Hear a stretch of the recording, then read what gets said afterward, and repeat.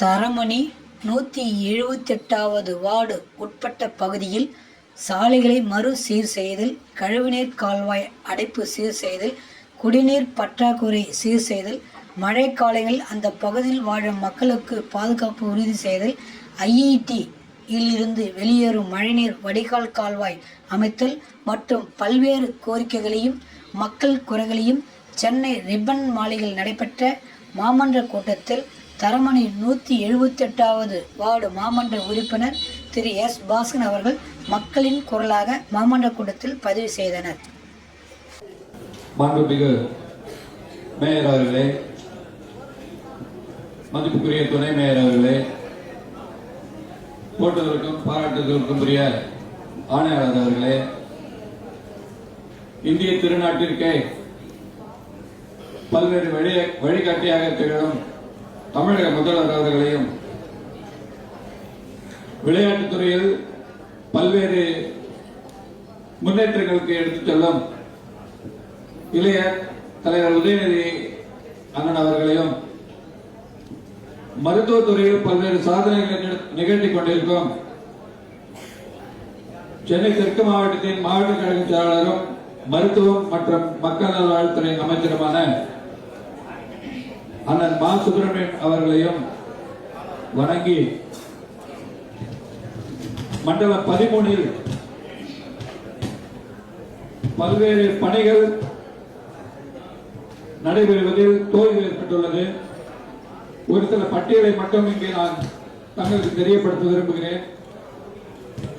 குறிப்பாக தரமணி பகுதியில் பல்வேறு தெருக்களில்,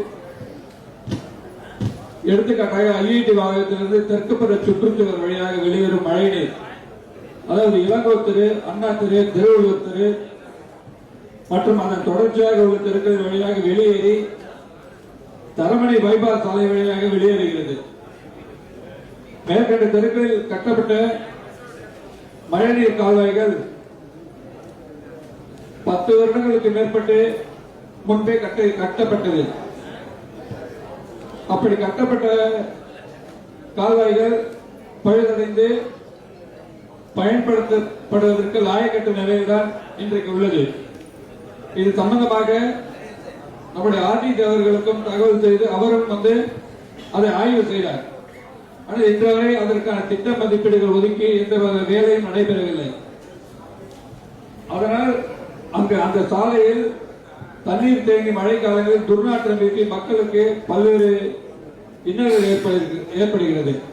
அதனால் தாங்கள் அதை கவனத்தில் கொண்டு அதற்கான திட்ட மதிப்பீடு ஒதுக்கி அந்த வேலையை துரிதப்படுத்தி தர வேண்டும் என்று தங்களுடைய அன்புடன் கேட்டுக்கொள்கிறேன்.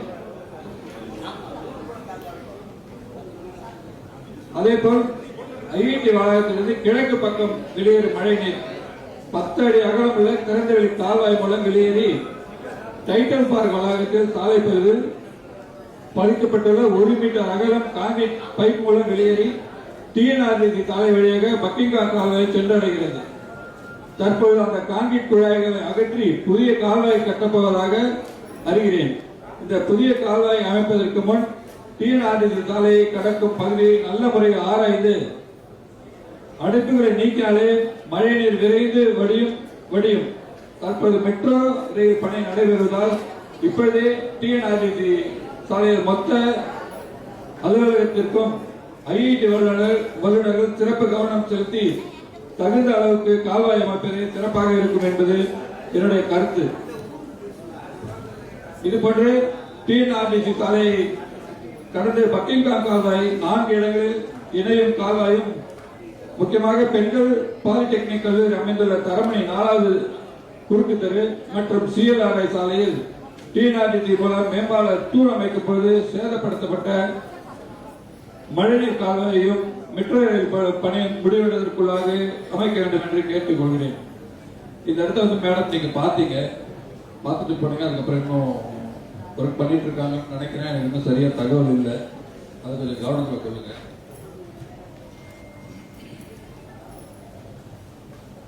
அதே மாதிரி டிஎன்ஆர்டி சாலைக்கு மேற்கு புறம் அமைந்துள்ள கல்வி நிறுவனங்களில் தேங்கும் மழைநீர் வெளியேற இதுவரை தீர்வு எட்டப்படவில்லை. ஆகவே டிஎன்ஆர்டி மற்றும் மெட்ரோ ரயில் இவர்களுடன் சென்னை மாநகராட்சி ஐஐடி வல்லுநர்கள் மேற்கொள்ள வேண்டும் என்று கேட்டுக்கொள்கிறேன். சிஎஸ்ஆர் சாலையில் புதிதாக கட்டப்பட்டுள்ள மழைநீர் கால்வாயும் TNRTC சாலையை கடந்தே பக்கிங்ஹாம் கால்வாய் செல்லும் வகையில் அமைக்க வேண்டுகிறேன். அதேபோல் தரமணி பகுதியில் மிக அடர்த்தியான மக்கள் தொகையுடன் குறுகலான சாலை கொண்ட பகுதியாகும். தரமணி வேளச்சேரி 100 அடி சாலை அமைந்த பின் 2 பாகமாக பிரிக்கப்பட்டுள்ளது.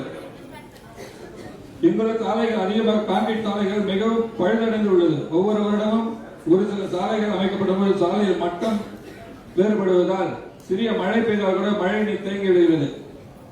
அதாவது டுபிட்கோல ஒரு தெருவில் பாதி ரோடு போடுறாங்க. அவங்க ஆய்வு பண்ணிட்டு பாதி ரோடு தான் நல்லா இருக்கு, பாதி ரோடு நல்லா இல்லை, அதனால பாதி ரோடுக்கு தான் சாங்ஷன் பண்றாங்க. அந்த மாதிரி போடும்போது ஏற்றத்தாழ்வு வந்துடுது. ஏற்றத்தாழ்வு வரும்போது அது மறுபடியும் ஒரு பக்கம் பள்ளம் ஆயிப்பது, திரும்ப அதுக்காக ஒரு டெண்டர் அடிச்சு போட வேண்டிய சூழ்நிலை இருக்குது. அதே கொஞ்சம் உங்களுடைய கவனத்தில் கொள்ள வேண்டும் என்று கேட்டுக்கொள்கிறேன்.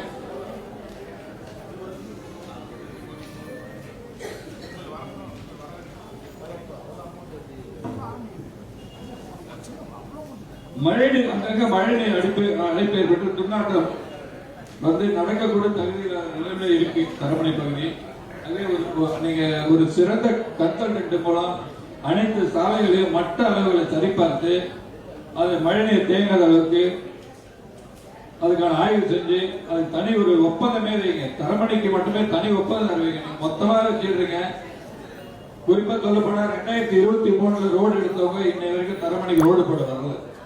நான் பல்வேறு முறைகள் அவங்க கிட்ட கேட்டேன். மொத்தம் 232 தெரு இருக்கு. இது வரைக்கும் 20 தெரு தான் போட்டிருக்காங்க.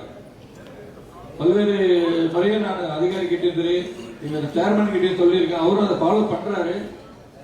ஆனா ஒப்பந்ததாரர்கள் ஏன் தெரியல, அங்க வேலை நடக்குது இங்க வேலை நடக்குதுன்னு சொல்றாங்க. 20 தெருவுக்கு மேல இது வரைக்கும் போடல. தனி கவனம் செலுத்த வேண்டும் என்று உங்களை அன்புடன் கேட்டுக்கொள்கிறேன்.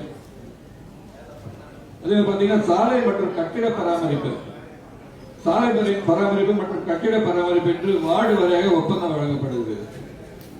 தற்போது எந்த ஒரு சர்வீஸ் துறையினரும் மாநகராட்சிக்கு தகவல் தெரிவிக்காமலேயே சாலையை வெட்டிடுறாங்க. வெட்டிட்டு அவங்க எந்த தகவலும் கொடுக்கறதும் இல்லை. இதனால ஏற்படுற தவறுக்கு மாநகராட்சி தான் பொறுப்பேற்றுக்கின்ற சூழ்நிலை ஏற்படுது. அதனால சம்பந்தப்பட்ட அதிகாரிகளுக்கு நீங்க தெரியப்படுத்தி அதை மறுசீரமைக்கிறதுக்கு அவங்க முழு கவனம் செலுத்தி அதுக்கான வேலையை பண்ணணும்னு உங்கள் அன்புடன் கேட்டுக்கொள்கிறேன். அதே போல வார்டில் அமைந்துள்ள கட்டடங்களுக்கு பராமரிப்பு பணி மேற்கொள்ள 5 லட்சம் மட்டும் தான் ஏற்கனவே பேசினாங்க. அது மாதிரி வார்டு அலுவலகம், பள்ளி கட்டிடங்கள், அம்மா உணவகங்கள், அங்கன்வாடிகள், வெல்னஸ் சென்டர், சமுதாய நலக்கூடங்கள், இதர பல கட்டிடங்கள் இருப்பதால் அதிக தொகையை ஒதுக்கீடு செய்யும்படியும் கேட்டுக்கொள்கிறேன். பூங்கா பராமரிப்பு, கழிவறைகள் பராமரிப்பு போன்றவற்றில் கூடுதல் கவனம் செலுத்தி சுத்தமாகவும் சுகாதாரமாகவும் பராமரிக்க கேட்டுக்கொள்கிறேன். ஏன்னா ஒவ்வொரு இடத்துக்கு போகும்போது கம்ப்ளைண்ட் நிறைய வந்துட்டு இருக்கு. அது கொஞ்சம் சிறப்பு கவனம் செலுத்தி முடிச்சு கொடுக்க அன்புடன் கேட்டுக்கொள்கிறேன். பகுதிகளில் தூர்வார சொல்லி கேட்டிருந்தீங்க. ஸோ அதுக்காக டெண்டர் கூட்ட போறாங்க. செப்டம்பர் மாதத்துல அந்த பணிகள் துவங்கப்படும் அப்படின்னு தெரிவிக்கிறாங்க. அக்டோபர் மழை துவங்கத்துக்கு முன்னாடி அந்த பணிகள்லாம் நிறைவேற மாதிரி பார்த்துக்காங்க.